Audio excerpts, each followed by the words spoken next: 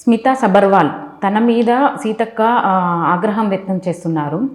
దీనికి పనిష్మెంట్ ఇచ్చారు సీఎం రేవంత్ రెడ్డి గారు. ఎందుకు ఇచ్చారంటారు? దేనివల్ల ఈ పనిష్మెంట్ ఇచ్చారంటారు సార్? మన స్మితా సబర్వాల్ ఆమె ఒక రకంగా చెప్పాలంటే డైనమిక్ ఐఏఎస్ ఆఫీసర్.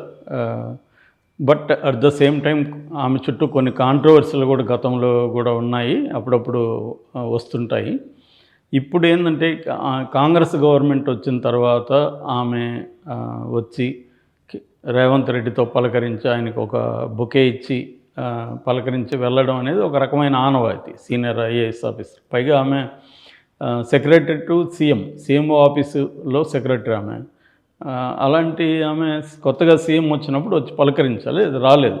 అప్పుడు అందరూ కూడా ఎందుకు సబర్వాల్ రాలేదు అన్నప్పుడు ఆమె సెంట్రల్ సర్వీసెస్కి వెళ్ళిపోతుంది, అందుకని అక్కడ ట్రై చేస్తుంది కాబట్టి రాలేదు అన్న ఆరోపణలు వచ్చాయి.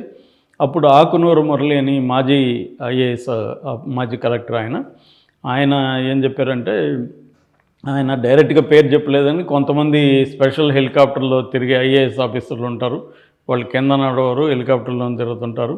అలాంటి వాళ్ళు ఇప్పుడు సెంట్రల్ సర్వీస్కి వెళ్ళిపోదామని ట్రై చేస్తారు. ఇక్కడ చేసిన అరాచకాలన్నీ చేసి ఇబ్బంది వచ్చినప్పుడు సెంట్రల్కి వెళ్ళిపోతే ఎలాగా, ఆమెని వెళ్ళనివ్వకండి, ఆపండి ఆమెను, ఆమె జవాబుదారీగా ఉండాలి అనేది మాట్లాడారు. సో ఈ విమర్శలు వచ్చాయి ఆమె మీద ఆల్రెడీ. ఫైనల్గా ఆమె లేటుగా అయినా వచ్చింది, ఇక్కడే ఉంటానని చెప్పింది. ఎందుకంటే అంతకుముందు ఆమె చేసిన ట్వీట్ కూడా దీనికి కారణం.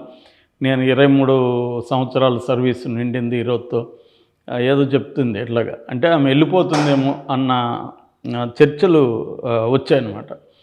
సో ఈ కాంటెక్స్ట్లో మొన్న ఒక ఫోటో వైరల్ అయింది. ఆమె సీతక్కని కలిసింది సడన్గా.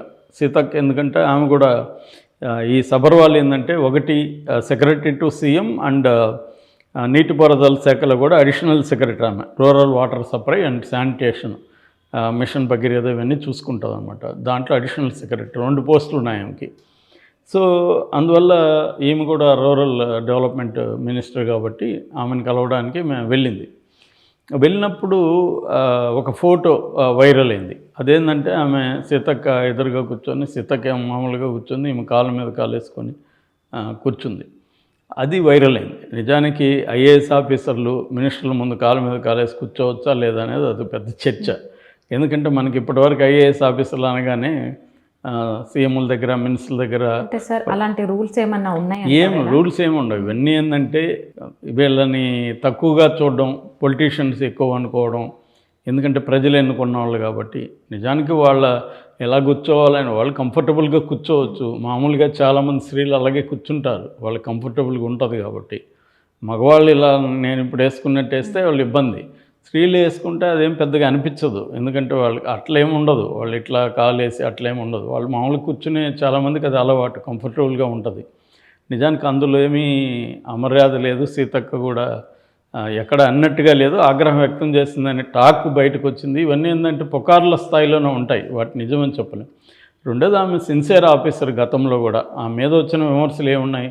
ప్రధానంగా ఆమె మీద వచ్చిన విమర్శలు ఒక ఫ్యాషన్ షోకి వెళ్ళింది అనేది ఒక విమర్శ. అదే నిజానికి జడ్జిగా పిలిచారు.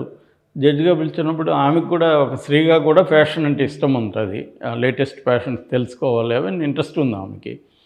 సో అలాగా వెళ్ళింది ఆమె. దాంట్లో అక్కడ పోయి ఆమె ఏమి డ్యాన్స్ చేయలేదు, లేకపోతే ర్యాంప్ వాక్ చేయలేదు. ఆమె ర్యాంప్ వాక్ చేసినట్టుగా కూడా రాసేశారు మీడియా వాళ్ళు. సో ఆమె ఏమి ర్యాంప్ వాక్ చేయలేదు, ఏం చేయలేదు. డీసెంట్, ఆమె ఎప్పుడు చూసినా డీసెంట్ కాస్ట్యూమ్లోనే ఉంటారు ఆమె. దాని తర్వాత ఆమె స్త్రీ పురుషుల నిష్పత్తి గురించి దసరా టైంలో ఒక ట్వీట్ చేశారు. అంటే దసరా జరుపుకుంటున్నాము, స్త్రీని శక్తిగా మనం ఆరాధిస్తున్నాము, కానీ రియల్ లైఫ్లో చూసుకున్నప్పుడు స్త్రీ పురుష నిష్పత్తులు పురుషులే ఎక్కువగా ఉన్నారు, ఏ రాష్ట్రాలు ఎక్కువగా ఉన్నారని ఆ మ్యాప్లు షేర్ చేసింది. ఆమె చెప్పిన పాయింట్ వదిలేసి ఆ మ్యాప్లో కాశ్మీర్ కంప్లీట్గా లేదు కాబట్టి ఈమె తప్పు, కాశ్మీర్ మ్యాప్ ఎందుకు కంప్లీట్గా లేదు అంటే పాకిస్తాన్ ఆక్యుపై చేసుకున్న కాశ్మీర్ని మనం పెట్టకుండా చూపించింది అని దాని మీద అటాక్ చేశారు. దాంతో ఆమె మిమ్మల్ని హర్ట్ అయింటే సారీ, నాకు ఇంటెన్షన్ అది కాదు, నిజానికి ఆమెకు తెలియకుండా కూడా పెట్టుండొచ్చు. ఆమె ఇంటెన్షన్, ఆమె డిస్కస్ చేసిన అంశం ఏంటి, అది చర్చించాల్సిన అంశం. ఎందుకంటే ఎందుకు స్త్రీల నిష్పత్తి తక్కువ ఉందంటే పిల్లల్ని మహిళా శిశువుల్ని చంపేయడం, లేకపోతే గర్భంలోనే విచ్ఛిత్తి చేయడం, మహిళల పట్ల సమాజం ఇప్పటికీ వివక్షగా ఉందనేది ఆమె ఎసెన్స్. అది వాస్తవం, దాన్ని ఒప్పుకోవచ్చు, దానికేం తప్పు లేదు ఆమె పెట్టింది. ఇంకోటి వచ్చి బిల్కినో బానో, గుజరాత్లో కేసు అది. బిల్కినో బానో అని ఒక దాని ఏమంటారు బేకరీలో అప్పట్లో అత్యాచారం జరిగింది. ఆ కేసులో నిందితుల్ని క్షమాభిక్ష పెట్టి వదిలేశారు. వదిలేసిన వాళ్ళకి అక్కడ సత్కారం చేశారు. వాళ్ళకి పూలమాలలు వేసి వాళ్ళని ఏదో ఘనకార్యం చేసి వచ్చినట్టుగా చేశారు. దాని మీద ఏం స్పందించింది. ఇటువంటిది ఘోరం, అలాంటి వాళ్ళకి మరణశిక్ష పడాలి, కానీ సత్కారం చేస్తే మనం ఎక్కడున్నామో నాకు చాలా బాధేసింది అని పెట్టింది. నిజానికి అందులో కూడా ఏం తప్పులేదు. దేశం అంతా కూడా ఈ విషయాన్ని విమర్శించారు. ఇటువంటి తప్ప ఆమె మీద వేరే రకమైన అవినీతి కానీ లేకపోతే ఇంకేదన్నా డ్యూటీలో తప్పులు చేసింది కానీ ఏమీ లేదు. అవేమీ లేనప్పుడు ఒక డైనమిక్ ఫిమేల్ ఆఫీసర్ని ప్రోత్సహించాల్సింది పోయి, రెండోది ఆమె తెలంగాణకి ఎంతో చేసింది. మెదక్ కలెక్టర్గా ఉన్నప్పుడు ఆమెకి చాలా మంచి పేరు ఉంది, ప్రజలకు చాలా అందుబాటులో ఉండడం, డైనమిక్గా ఇష్యూస్ని డీల్ చేయడం. రెండోది ఆమె డ్యూటీలో భాగంగా ఇప్పుడు కొన్నిసార్లు ఏరియల్ సర్వేలు అవసరం అవుతాయి. హెలికాప్టర్లు పోతే తప్పేంటి, దాన్ని కూడా ఆమె హెలికాప్టర్లోనే పోతారు. హెలికాప్టర్లో ఆమె రోజు పోదు కదా.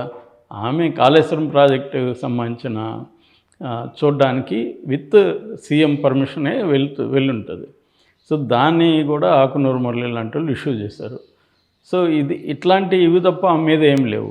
కాకపోతే ఏంటంటే ఇప్పుడు ఆమెని ఫైనాన్స్ దీనికి ట్రాన్స్ఫర్ చేశారు.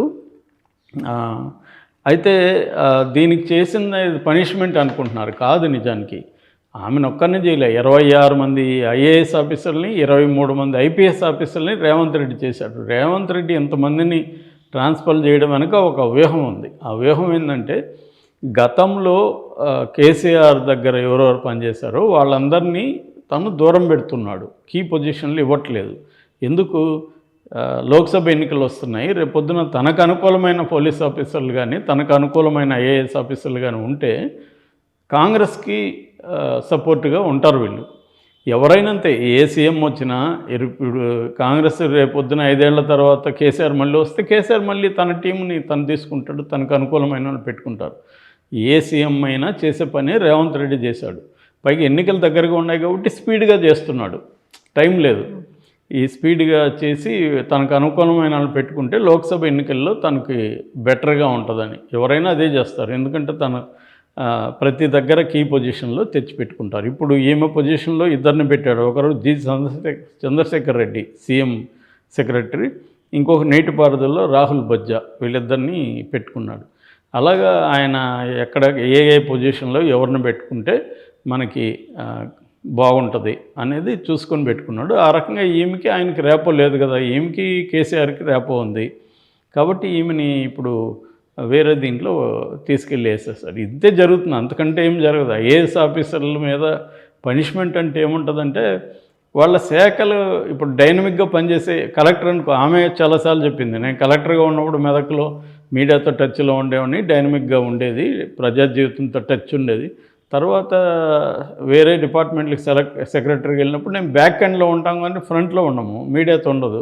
అందువల్ల మా మీద రకరకాల పుకార్లు వస్తుంటాయి, డైరెక్ట్గా మీడియాతో ఉన్నప్పుడు రాదు అది అనేది కూడా చెప్పింది. నిజానికి ఆమె పెద్ద ఫ్యాన్ ఫాలోయింగ్ కూడా ఉంది. దాదాపు ఆమెకి 20-25 ఫ్యాన్ పేజెస్ ఉన్నాయి.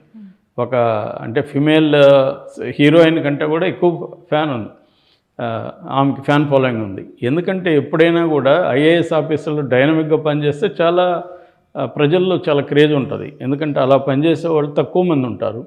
ఇంకా మహిళలు అయితే ఖచ్చితంగా క్రేజ్ ఉంటుంది. రెండోది ఈమె బెంగాలీ బేసిక్గా, వాళ్ళ నాన్న ఆర్మీ ఆఫీసరు.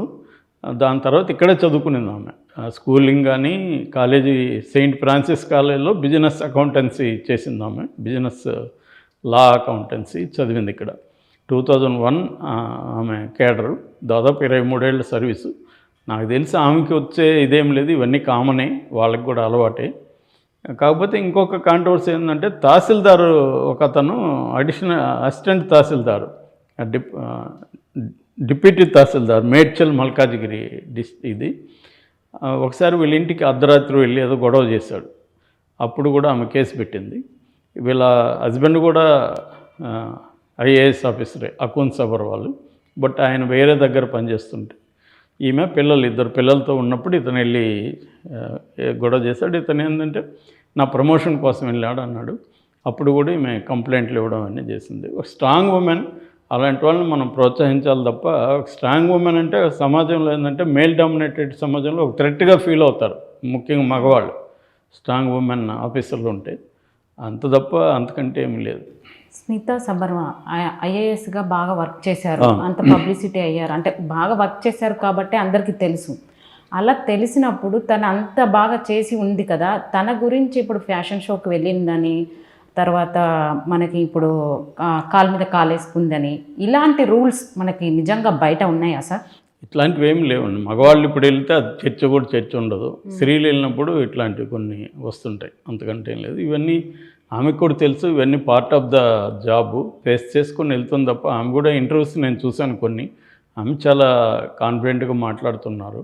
కాబట్టి ఇవన్నీ ఆమెకు పెద్ద అఫెక్ట్ చేయవని నేను అనుకుంటున్నాను.